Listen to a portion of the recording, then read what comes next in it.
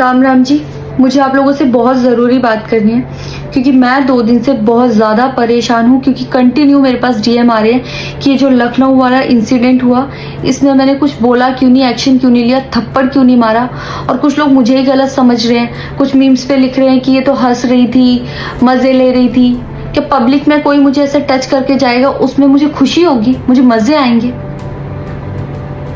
सारी बात ये थी कि जब इनका सॉन्ग के लिए मेरे पास कॉल आया तो मैंने सारी चीज़ें क्लियर कर ली थी कि इसमें ऐसा वैसा कॉस्ट्यूम तो नहीं है, कोई डबल मीनिंग लाइन तो नहीं है और इसमें ऐसा वैसा सीन तो नहीं है। और मैं शूट पर गई, शूट पे सब कुछ नॉर्मल था, मुझे कोई प्रॉब्लम नहीं हुई।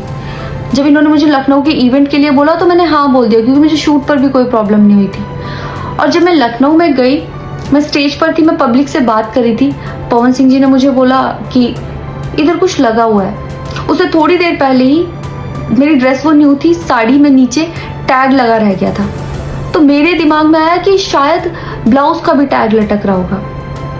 मैं हंसकर उस चीज़ को दबा रही थी कि अगर मेरा टैग लगा भी है तो वो चीज़ जिस टाइम मैं पब्लिक से माइक में बात कर रही हूँ उस टाइम ना बोल के साइड में भी बोली जा सकती है, इसलिए मैं उस चीज़ को उस टाइम पे दबा रही थी। मैंने हंस के टाला, अवॉइड किया और फिर दोबारा बात करने लगी। वो बोले नहीं कुछ लगा है, नहीं कुछ लगा है।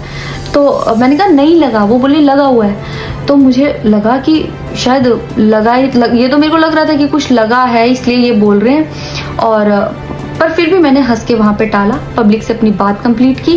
कंप्लीट करने के बाद जब मैं अपने टीम मेंबर से मैंने पूछा साइड में जाके कि कुछ लगा है, क्या लगा है, उन्होंने बोला कुछ भी नहीं लगा था।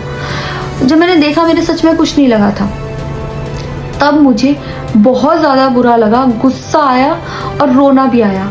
लेकिन मुझे ये नहीं समझ आया कि मैं अब क्या करूँ यहाँ पर, क्योंकि जहाँ मैं गई थी लखनऊ में, पवन सिंह जी खुद भी वहीं के रहने वाले हैं, उसी जगह पर इवेंट था। जितना वो क्राउड था वो सारा उनका फैन बेस था। उनको भगवान बोल रहे थे और भक्त बोल बोल के उनके पैरों में गिर रहे थे।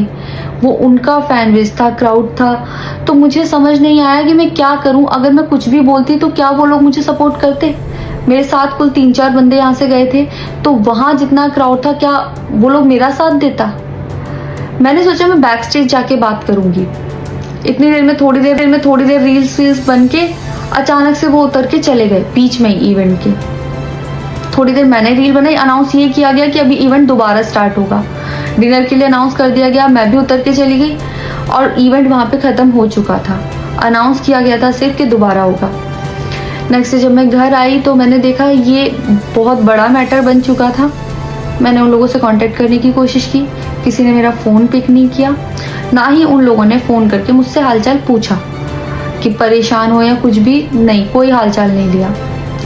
मैं पोस्ट करना चाहती थी, जो लोग लिख रहे थे कि मज़े आए या हंस रही है, मैं रिप्लाई में पोस्ट करना चाहती थी। मेरे को किसी का कॉल आया था कि पवन सिंह की पीआर टीम बहुत स्ट्रांग है और कुछ भी ऐसा वैसा मत लिखना और ना पोस्ट करना, क्योंकि वो लोग अगर कुछ लिखेंगे ना बहुत कुछ उल्टा लिख देंगे तुम्हारे लिए और बहुत कुछ कहेंगे और बहुत बड़ा मैटर बन जाएगा। अभी जितना परेशान हो उससे ज़्यादा परेशान हो जाओगी, तो छोड़ो।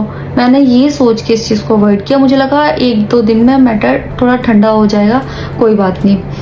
मैंने कहा पर्सनली कभी बात करूँगी इस बारे में इनसे, लेकिन बढ़ता जा रहा है। ऊपर से ना उनकी तरफ से कोई रिप्लाई मिला और मुझे नहीं पता कि ऐसे में मुझे क्या करना चाहिए था और क्या करना चाहिए।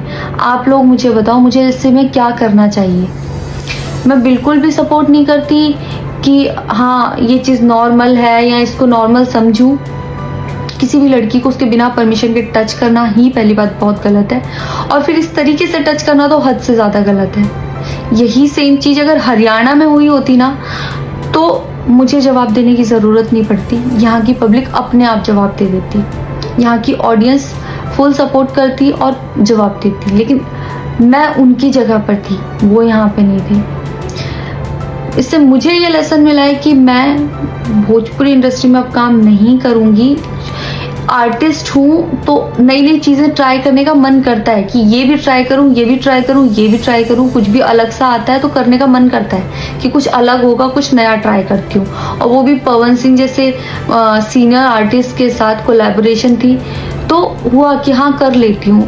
होता है, अगर वो भी नहीं होते तब भी अगर कोई मेरे पास मराठी का भी प्रोजेक्ट आता तो मैं सोचती कि हाँ कुछ चेंज होगा, कुछ नया सीखने को मिलेगा, ट्राई करती हूँ।